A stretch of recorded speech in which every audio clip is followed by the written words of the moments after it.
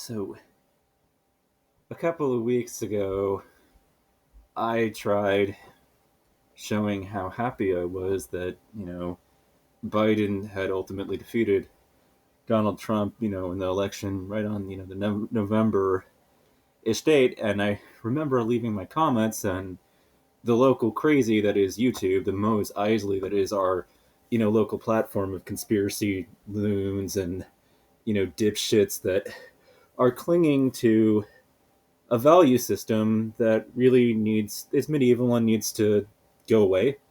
We need to evolve past it. It needs to be consigned to the dustbins of history.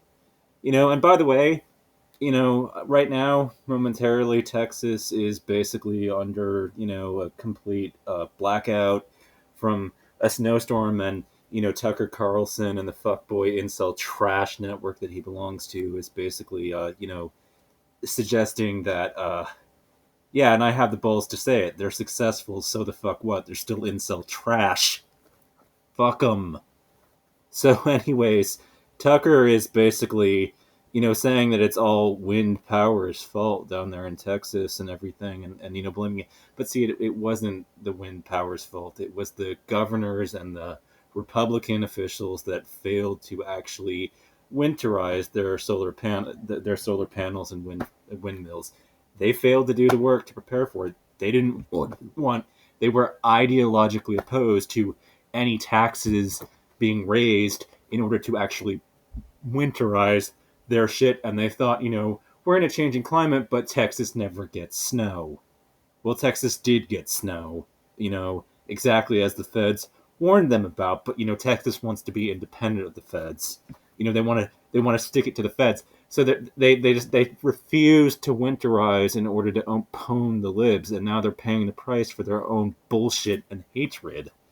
You know, the cruelty was always the point. I mean, the election of Donald Trump didn't have any other purpose but to try to torment, the left. That was all it was there for. I mean, it was there for sadistic hatred against people like me. And I know what's happening in the Republican Party because like we can all see it. The Republican Party is basically being, threatened by a bunch of fucking right wing, white nationalist, Christian extremist, militant terrorist who should be all rounded up and thrown behind bars and the key thrown away. I am not afraid of the boot, as Caitlin Johnston, in her article that is coming down against these bastards. In fact, I am fully in favor of it. I would open the boot being brought down on these fucking cockroaches. Yeah, that's what they are. Not my fellow human. Cockroaches. That's all they are. So, so also, this platform, by the way, it has threatened multiple times and told me that my politics are extreme and that if employers ever actually saw what I had to say, that I would never work in corporate America ever. I got offered a job at FedEx, by the way, in spite of you and your fucking threats, but I had to turn it down because I wouldn't be able to live where I do because my family was so afraid of the COVID, virus that they threatened to kick me out if I actually took the position. So yeah, I'm living with that kind of shit, and I it didn't work for me because even if a job would have meant being able to get my own place, that's not really what I was after.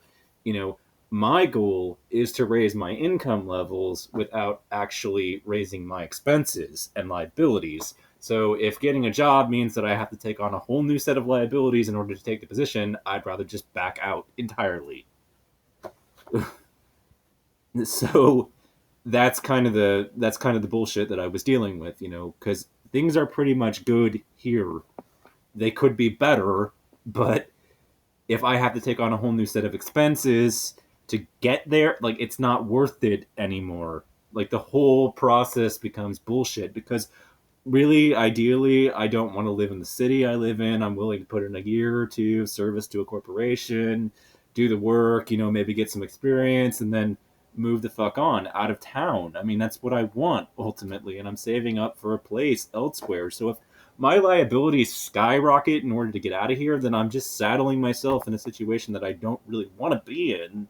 but I'm making the sacrifices to actually put up with, and that was the quandary that I was found in. Because, like, do you really think that I want to work in a, for a company that, oh, by the way, engages in like extensive labor, union busting activity, and all that kind of crap? I mean, like, that's, like, I am actually educated enough to know about the history of unions and to not look at the unions as so many people in this country do, as, just an unnecessary tax that people voluntarily pay. I know that they were responsible for ultimately building the middle class in this country, and that part of the huge decline that we've seen in this country, where everything has stratified, is pretty much uniquely responsible for the deliberate and calculated destruction of the unions in this country by the Republican Party. But you know what? Donald Trump lost the election, and it's been such a joy watching, people in his little, telegram channels, and all those things telling us, we're getting the news of them feeling sick, and how sad and how butthurt they are at watching, President Biden, and all the feelings of pain and misery that that's causing for them. And I just wanted to say that I, for one, am reveling in it. Your pain and misery is my joy.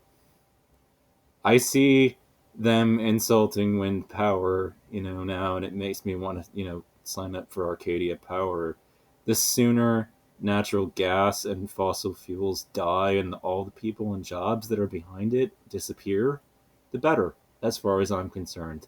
I literally don't care about the human misery that it leaves in the wake of my actions anymore, especially because of the fact that they are going to cause enormous human suffering. So why would I care what it does to their livelihoods? Their job is gonna fucking fuck the planet up and make it fucking uninhabitable. So why the fuck would I care about what happens to their livelihood? Unfortunately, making a man understand something is very difficult if his livelihood depends on him being ignorant to it and not understanding it. But see, the thing is, the rest of us are not under any obligations to give a shit that his livelihood is dependent on that, and can take actions to make sure that he ends up fired anyways. Or, not fired so much as downsized. Yeah, I want Exxon employees to be, basically stuck in the unemployment lines, and I'm not sorry about it. You can call me a jobs killer all you want and scream in agony, and hurl your bricks and stones of disapproval at me, but I literally do not care. You know why? I'm not running for office, so I'm not under any obligation to value your opinions or give a flying fuck about any of it. So if this offends you, I don't care. I don't live my life to please you. That's just my 2 cents. Take it or leave it, bitch. So, anyways, like the source of this has just been such an epic display of Schadenfreude, and the riots that took place at the Capitol and all that, and the last couple of months of news have been such an epic gift that keeps on giving, because it's such a bad optical look for the Republican Party to have engaged in such violence, and that they actually did it. It's making it very convenient for people like me, because I can be like, my violent rhetoric aside, the fact is that the only people who have actually done it are a bunch of right wing fuckboys. And there's been a consistent pattern where pretty much all of the major terrorist attacks on this nation for the last, I don't know, 30 years have basically been done by right wingers. And by the way, major terrorist attacks, so like the Las Vegas thing, the thing in 9/11 too. I mean, you might be thinking to yourself, but those were Islamic extremists, and traditionally we think of these people as religious, and that's what the media has failed to educate me about Islam enough to understand. But the thing is that they belong to an ultra conservative sect of Islam. So these were religious right wingers. So all of the major terrorist attacks of the last 30 years have been done by Republicans, by right, or not even by Republicans, but by, people of a right wing political perspective. They are the ones that feel endangered. They are the ones that have adopted a siege mentality that says that their country is basically being taken over by a bunch of the others. They're the ones that feel that they are under siege and that they are a victim. They have adopted a basically siege mentality, and they consider compromise with the left like treason. So, compromising with people like me would be considered something worthy of death, and so they're threatening their leaders, who are a bunch of cowards, who have basically folded to all of it. And I, for one, would like to welcome the Civil War nut jobs to actually go ahead and do it. Try it. Make our day. You know why I'm saying that? Because the military, if the rank and file are ultimately with them, the high command is not, and the officers that basically side with this insurrectionary bullshit will be dishonorably discharged anyways. The generals and the people that are high up in the military were not really all that big of a fan of Donald Trump, really, because America needs to keep its word, basically. And Donald Trump was an erratic person who'd second guessed his judgments all the fucking time. He was completely unstable. So, of course, our military high command and high brass don't think he was that great for the country and for its military and for its defense purposes. They think that he was a disaster, really, for America's reputation abroad and a terrorist recruiting tool, the world over. And that's really what Donald Trump actually was. And so, you know, all he did was embolden everybody that was against us. And that really is all that Donald Trump actually managed to achieve on that front. So, you know, I gotta tell you,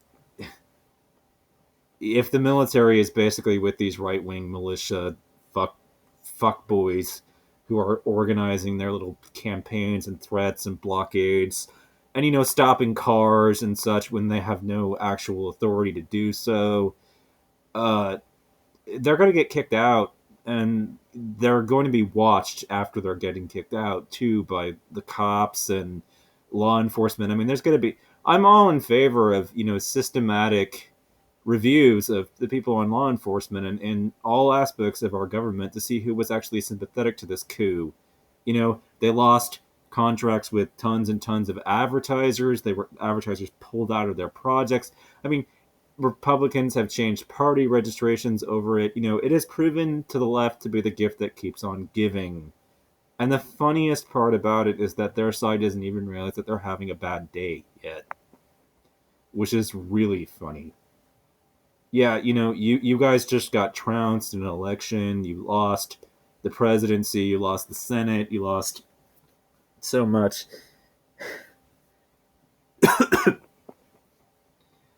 So I for one am drinking and bathing in Republican tears here. I'm immensely happy that they're miserable. Seeing you and the dredges and the people that are most responsible for turning YouTube into the Mose Eisley of scumbaggery and villainry that it has been for most of its time on here, and your misery and all of that, it actually makes me happy. You're right. When I went on IRC and they told me about all that unemployment shit, are you?